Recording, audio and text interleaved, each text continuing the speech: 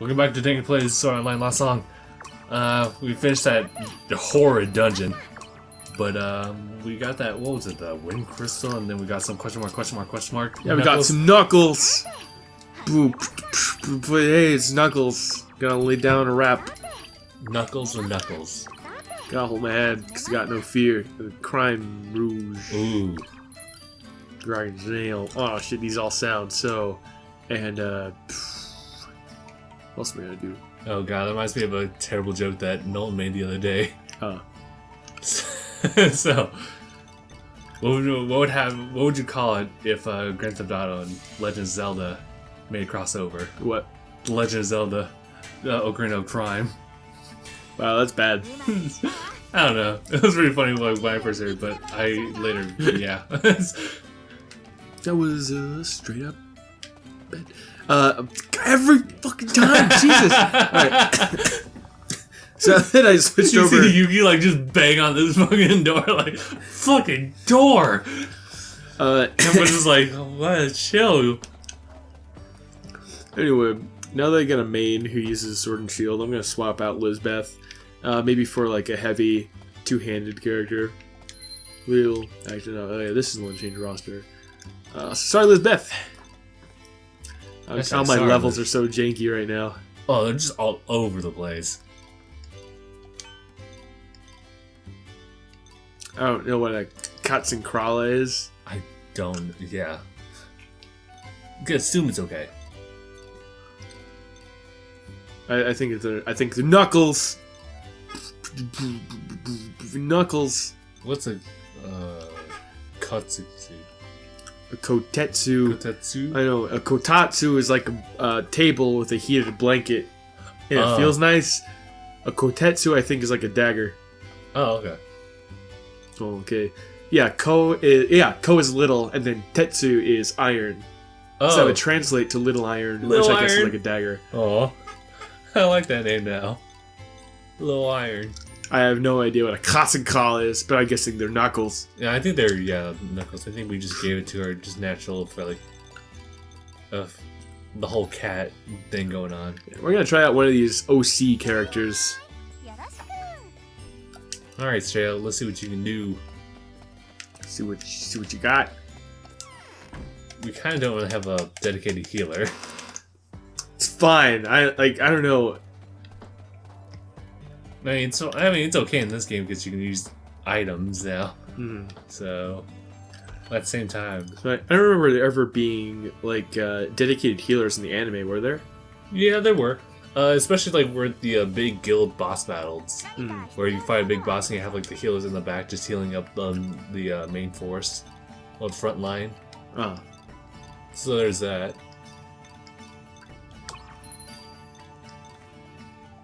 Alright, well, first order of business, I guess, is to equip her with a different two-handed sword. Optimize her equipment really quick. Yes, use. Yes, do it. Do it.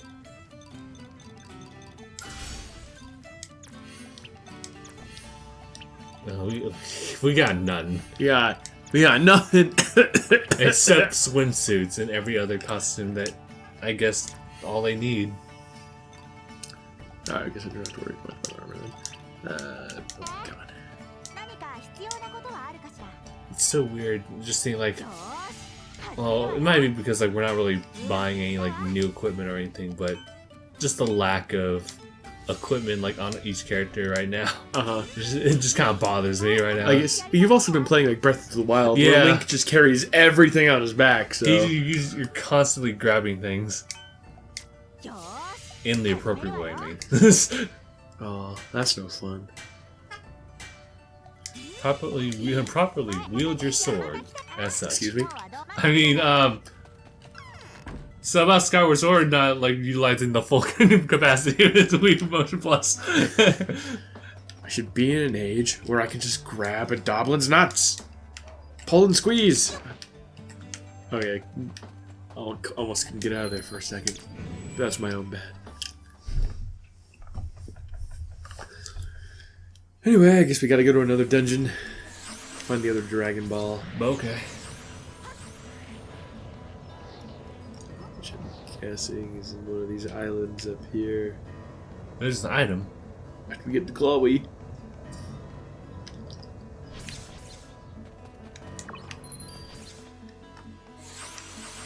You know, some characters, whenever they remove their wing set, they have like different like landing positions. Like characters are just like something weird. Yep. So much attention to detail differentiating the main characters, except for their faces. I guess. And the size of their boobs. Oh yeah. I mean, that's what you gotta pay the most attention to detail for. In yeah. Hey, JRPG. Alright, I'm gonna have costumes on. I'm gonna have you in charge of Soka. Oh, thank God. Thank God, I'll focus on that. Yes!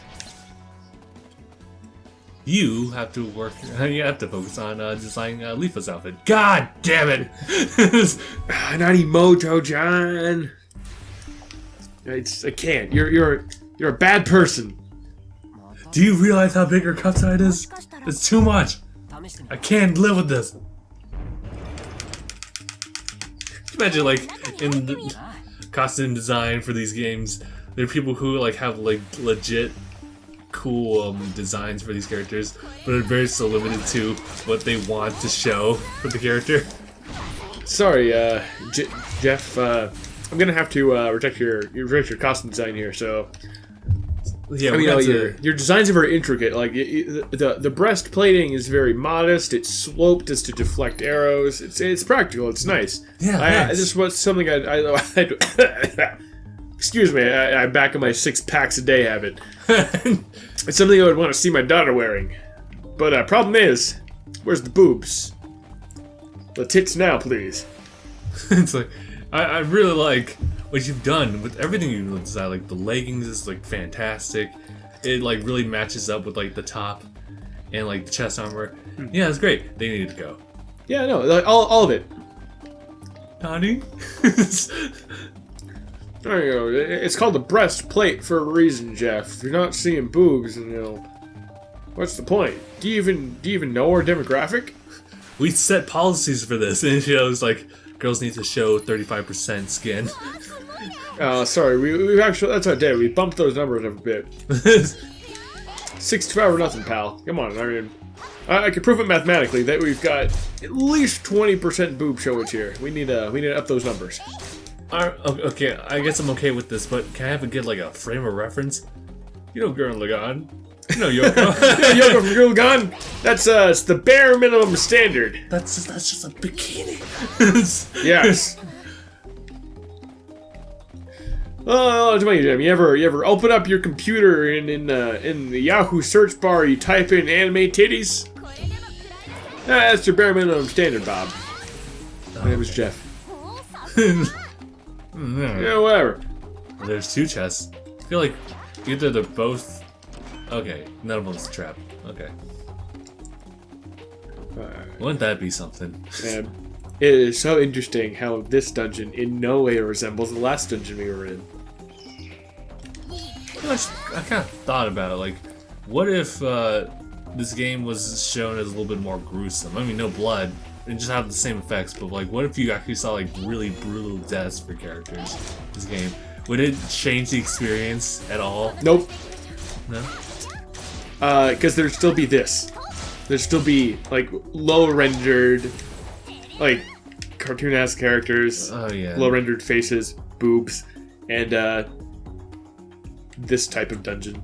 It never changes. It's like war. I'm actually kind of liking the side project that we're kind of gonna go developing, as far as like developing our own Sora Online game. I mean, granted, we'll never like really make it unless we have our own team, but yeah, we just wanna just kind of like see what we could do. Just gonna design it from the ground up. We're gonna look at like characters we could possibly create. Step 1: no purple penis monsters. Thank you.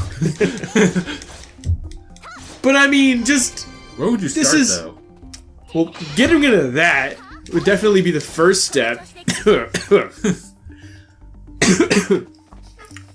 Well, I think in terms of game design, I mean, I'm not a game designer by any means, but I feel like the best way to approach it would probably be to draw up like a story, a basic narrative for your game, what you want the theme to be and what you want to accomplish. So then you have a frame of reference for how to design game mechanics that reflect and tell the story that jibe with the theme of the game you're going for. Yeah. The second thing I would do here is find a way to raise the stakes. Because, I mean, we mentioned this before in past episodes. So far, this game has, like, no stakes to it. There's I'm no playing goal, it. There's no passion, like, driven for the characters. Yeah. When you develop the characters. Like, there's no real conflict. I mean, like, it's one thing when you have, like, for example, like a fighting game where, like, I guess, like, characters do have their motives, but otherwise, you don't really need, like, story to, like, make a good fighting game in that regard. So I guess, like, also you should limit to, like, what type of genre of game you want to create. So I guess if we're gonna make, like, an MMO here... I mean, I realize that MMOs aren't very story-driven, but the thing about MMOs is that, you know, they're designed to encourage you to create your own conflict. They give you this wide-open world full of monsters and dungeons, and they hide, like, lore all throughout the story. You know, kind of what Skyrim does, even though Skyrim does have a central plot. Yeah. But it encourages you to play it as you would, like, a tabletop RPG. This game doesn't really allow you that same creative license because there is a set storyline attached to it. One that has no stakes. I mean, I think you could, in an MMO, create, like, a central storyline where there are stakes. But the thing that inhibits that from happening in the context of Sword Art Online is that the central conflict in the novels and the anime series has already been resolved at this point. Yeah. And, like, if you understand that they are in a game, how do you make it so that what happens in the space of the game is significant in some way? So I guess, if I were to design my own Sword Art Online-based game, it would probably take place in the currents of Sword Art Online 1, like the first arc of Sword Art Online 1. Because, you know, why would you ever make one around L5? Because it just sucks. I'm sorry, it's bad. It's not good. I know that the whole goal of, like, Alpheim here is, like, according to the anime, you pretty much, you try to go to the tree. You go to the tree, you try to ascend as far as you can, and I guess you beat the game that way. Yeah, and then you kill a super rapey guy. Oh, well, I mean, that's like Kirito's personal story, but... Well, you don't want to incorporate, like, a super out-of-place, like, sub-rape plotline into our game? But then again, like... it's it's really weird with Sword Art Online because it's a game within a game here. Yeah. It's too meta So you have to, like... If we're gonna make a really good Sword Art Online game, we also have to think about the story in the game that characters are going to be playing. Their characters playing. Yeah, it gets convoluted. Yeah. The second thing, as far as like affecting game mechanics goes, you need to add some sort of strategy or some sort of sense of strategy to a game like this. Like, I understand that even in World of Warcraft, it's largely like hack and slash, but you have to actually coordinate with other players. And there's this sense of strategy going into dungeons that's just lost here. It may be because I'm not playing with other people and just NPCs, but... like, yeah. I just don't get that sense. And maybe adding an actual learning curve to the game might be nice. So, you know, just kind of thrown in there with basic controls. Now you mention it, like... Monster Hunters is kind of, in this particular situation, is very similar in the fact that you're teaming up with people to take down like a gigantic boss. Yeah. But people gravitate towards that because of the fact that there's like a really heavy multiplayer aspect to it. Yeah. And there's like different like play styles or different things you do with your character and customize it to make it your own. So it has that going for it, but of course, like the thing with Sword Art Online games here is that they have their established characters. You either pick this person or you just pick someone else, and in other cases you don't really get that chance, which is why I think that the latest entry for Sword Art Online games, Hollow Realization, it's actually kind of going in the right direction. The fact that sure you're playing as Kirito, which stop. But but this Kirito is totally customizable as far as like playstyle and how you want to like go about playing the game. You just have to deal with the same character stuff. Fuck me, dude. Why would I want to do that? Yeah, game design element number 3. Only use OC characters. Yeah. None of the characters in the anime are returning. Oh yeah? No, none of them. No, in no. Not way. even cameos. Not even cameos. Oh, that's interesting. That's certainly interesting. I was thinking of like incorporating them like as like they would like in the show. In the fact that you're playing as like a new character, I would feel, and you're just part of the world, and you. Actually, that might be really difficult. Yeah, let's start counting that.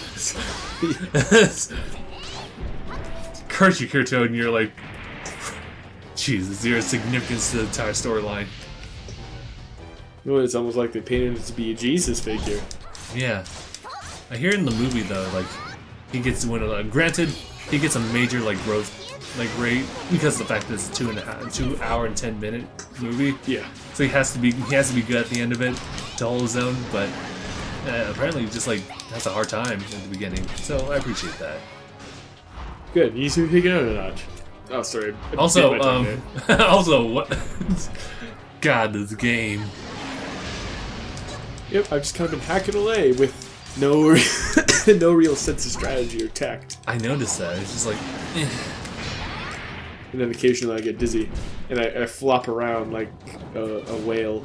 You can argue that like Dark Souls has this similar feeling, but at the same time, like theirs is a good strategy because there's more of a risk involved. Yeah. You're gonna die. You're gonna die.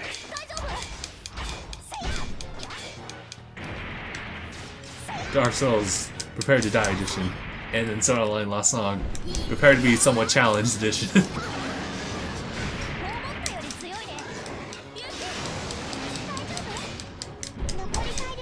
And there it is. There it God, it went. took forever. What? No victory pose here? Congratulations. I'm sorry, I think not. No one wins in this game. You're all amazing. Daddies. Stop that.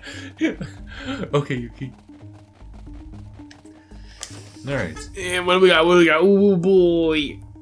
Oh, we got a key. It's Matt. It's Matt. We need to get that thing up running. Alright. The Wind Crest.